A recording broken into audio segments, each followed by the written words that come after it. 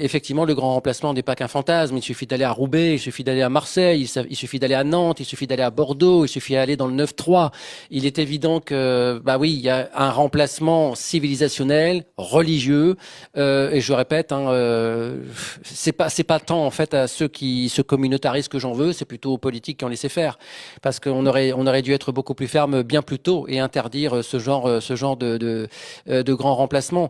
Aujourd'hui même, Jean-Luc Mélenchon prétend que le grand remplacement existe bel et bien. C'est-à-dire que ça, moi, quand j'ai entendu ça de Jean-Luc Mélenchon il y a quelque temps, quand il a dit oui, le grand remplacement, Monsieur Zemmour, il existe, eh bien oui, le grand remplacement existe parce que lui, il veut la créolisation. Donc en fait, il veut créoliser la société française et historique. Et donc, il y a effectivement le grand remplacement qui est en cours et qui est souhaité par Jean-Luc Mélenchon, et ça enlève un argument en fait aux gauchistes. C'est-à-dire que quand il nous disait, je me souviens que j'avais été reçu par Nadia sur un live politique de gauche pendant la campagne présidentielle, et elle me demandait, est-ce que tu es de ceux qui soutiennent l'hypothèse d'extrême droite qu'il y a un grand remplacement, sous-entendant que ça n'existait pas. Bah, aujourd'hui, c'est beaucoup plus compliqué pour des gauchistes de dire que ça n'existe pas, puisque Jean-Luc Mélenchon lui-même dit que c'est même une chance. Donc,